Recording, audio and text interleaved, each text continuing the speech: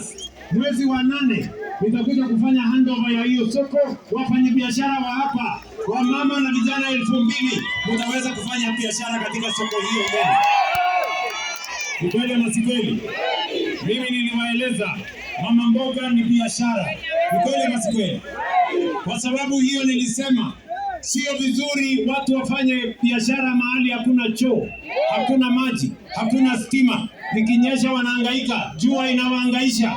Ndio sababu hiyo nikaweka pesa ya kujenga soko hapa Chwele, na sio Chwele peke yake. Tunajenga soko 15 hapa Bungoma, sehemu zote za Bungoma, na mimi nitaongeza soko ingine 5. Tuhakikishe ya kwamba mahala popote penye wananchi wanafanya biashara yao wapatiwe soko, wauze mahali kuna maji, mahali kuna stima, mahali kuna usafi, mahali kuna storage, mahali kuna cold room, ili mambo yetu ya kilimo iweze kusonga mbele. Chwele hoye! Mnasema tuendelee ama tuendelee bwana? Sikizeni watu wa Chwele. Hii soko yenu hapa, hii soko iko na mahali ya storage. Pale soko iko mahali ya meeting room. Pale soko iko mpaka na mahali wakina mama wanaweza kwenda kunyonyesha watoto wao wakiendelea biashara. Ala, kwani iko makosa mtu mama akikuja kwa soko na mtoto? Situpatie kwa mama mahali ya kunyonyesha watoto hapo. Mama akizaa anakuja anaendelea na biashara. Maziwa ikijaa kwa matiti anarudi hapo kwa mtoto ananyonyesha, alafu anasonga mbele. Na nyinyi wanaume mnachofanya mko innocent. Kwani nyinyi mko innocent kwa hiyo maneno ya watoto? Kwani hao mama wanaota watoto peke yao? Nyinyi ndio responsible. So mama wakuja aendelee na biashara, ni kweli ama si kweli? Tuendelee ama tuendelee? Tumewapatia shilingi bilioni 2.5 kutoka Housing Fund ya kujenga masoko 15 hapa Bungoma, na nimesema nitawaongezea soko ingine 5. Nimeongea na viongozi wa Bungoma, wamesema hiyo soko 15 haitoshi. Mimi nimekubali tuongeze hiyo soko 20. Ndio ile mazao yenu inatoka shambani mukilete sokoni, muwe na mahali ya kufanya storage, muwe na mahali ya cold room, biashara iendelee. Ile mazao yetu ya kutoka mashambani isikuje ikaharibika, tuweze kufanya biashara, tuondoe njaa, tuwe na chakula, Kenya iweze kusonga mbele. Chwele hoye! Niendelee na hiyo programu ya masoko. Vile vile hapa Bungoma pia tumewapatia pesa bilioni 10 ya kufanya affordable housing. Kesho Alhamisi mimi nakuja kuanza smart city ya Bungoma town. Hapo tunajenga nyumba 2000. Tumewapatia bilioni 5 mahali tutajenga new city ya Bungoma. Hapo mahali kulikuwa na airstrip. Si mnajua ile airstrip tulipeleka kule Matulo? Si pale iko airstrip saizi. Tunangojea kujenga terminal, mambo ya airport iendelee. Tunaelewana ama tuelewane bwana? Nasema tuendelee ama tuendelee? Mimi vile vile nimefika hapa kwa sababu ya mambo ya maji. Mimi nilikuja hapa wakati ya Koika 1. Tukaanzisha maji ya kutoka pale inaitwa Kapkateny. Leo tumekuja kuanzia maji ya tereni ambayo imeanzishwa hapo leo. Tumewapatia pesa ya last mile connectivity.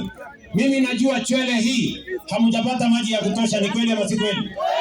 Mimi najua hapa Kibabii hawajapata maji ya kutosha, ni kweli ama si kweli? Mimi najua Matisi hawajapata maji ya kutosha, ni kweli ama si kweli? Sasa leo mimi nimefika hapa na milioni 220 kutaramusha maji kilomita, sikizeni bwana, kilomita 88 za pipe ya maji, 88 kilometers of pipe water katika sehemu hii yote. Tuweke maji kwa manyumba yenu, tulete maji kwa hii soko kubwa hapa, tupeleke maji Kibabii, tupeleke maji Kandui, tupeleke maji Matisi. Na hiyo ni awamu ya pili. Sikizeni tena, niko na awamu ya 3. Mimi narudi hapa Septemba. Mwaka gani? Septemba mwaka huu. Mimi narudi hapa tena. Nimeongea na watu wa Korea, wametupatia shilingi bilioni 2 tuongeze maji ya watu wa hapa Bungoma. tutoe maji ingine kule Kapsokoni, tupeleke maji hiyo kule Kiminini, tupeleke hiyo maji mpaka ifike Naitiri, ifike Webuye, ifike constituency ya Webuye East na Webuye West, wote wapate maji, kwa sababu maji ni uhai. Ni kweli ama si kweli? Nasema tuendelee na hiyo kazi ama unasema tufanye namna gani? Tuendelee ama tuendelee? Tuendelee ama tuendelee? Tuendelee ama tuendelee? Mimi nimefika hapa tena leo kwa maneno ya barabara. Tulikubaliana na nyinyi ya kwamba wakati tunapanga barabara ya Kenya, pia tupange barabara ya hapa Bungoma. Ni kweli ama si kweli? Sikizeni, tumewawekea barabara bilioni 6, barabara kilomita 172 new kilometers of tarmac in Bungoma County. Ninyi mnanielewa my friends? Bungoma mnanielewa? Na hiyo kazi nimeketi chini na hawa wabunge akiongozwa na spika wetu. Tumekubaliana ya kwamba hii Bungoma, wakati tunasukuma Kenya, lazima tusukume Bungoma County iwe mstari ya mbele kwa mambo ya maendeleo. Kwa hivyo Bungoma, mimi leo nimefika hapa tena kwa sababu ya mambo ya stima. Mliniambia wakati nilisimama hapa Chwele, mkaniambia ya kwamba stima haijafika kwa manyumba ya wananchi ya kutosha. Ni kweli ama? Leo nimefika hapa, tumewapatia 1.8 billion shillings pesa ya serikali kuunganisha wananchi 26,000 wapya kwa huduma ya stima. Leo nimeanzisha Mount Elgon, nitatuma waziri aanzisha hapa Kabuchai, tutaenda Kandui, tutaenda Webuye West, tutaenda Webuye East, tutaenda Tongaren, tumalizie Kandui. Nasema tuendelee ama tuendelee? Na Kiminini tuweke pia. Ni kweli ama si kweli? Na kesho mimi nitakuwa Kiminini kwa sababu niko na kazi ya Kiminini huko ya affordable housing na kazi nyingine sehemu hiyo. Kwa sababu mimi niliwaambia Kenya haiwezi kubadilishwa na sarakazi na vipindi na hekaya ya bunwasi na ukabila na ubaguzi. Kenya inabadilishwa na miradi na mipango ya maendeleo. Ni kweli ama si kweli? Leo nikisimama hapa Chwele, ile kisirani tulikuwa nayo kwa mambo ya elimu tumeondoa, CBC tumenyorosha, walimu tumeajiri 100,000 teachers, the largest hiring in the Republic of Kenya since independence. Watu wa NAP tunakupetu watawaeleza. We have hired the highest number of teachers. Tumebadilisha mfumo wa mambo ya funding model ya watoto wetu.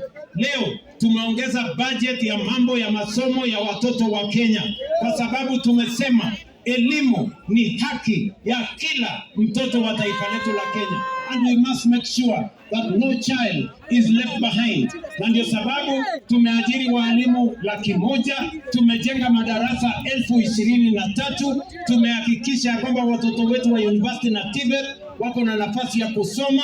Ile shida ilikuwa kwa university zetu tumetatua, na Kenya inasonga mbele na elimu ya watoto wetu. Watu wa hapa Kabuchai mnasema tuendelee na hiyo kazi ama tusiendelee? Tuendelee ama tuendelee? Nilisimama hapa Chwele, hapa mahali nimesimama leo, mimi niliwaeleza ya kwamba tutabadilisha mfumo wa mambo ya matibabu. Ile matibabu ya zamani, ile ya NHIF, ilikuwa ni lazima uwe na kazi na uwe na pesa na uwe na uwezo. Nimesema ya kwamba katiba ya Kenya inasema afya sio starehe ya matajiri. Afya ni haki ya kila Mkenya, na sehemu ya 35 ya katiba ya Kenya inasema health is the right of every citizen. It is not a privilege for those who can afford. Na hiyo ndio sababu tumeanza universal health coverage. Leo Kenya mzima wananchi milioni 30 wamejisajili kwa huduma ya SHA, na tunasukuma hiyo gurudumu mpaka tuhakikishe hakuna mwananchi tena anaenda kulipa gharama ya hospitali. Hakuna mwananchi tena anauza shamba yake ama ng'ombe yake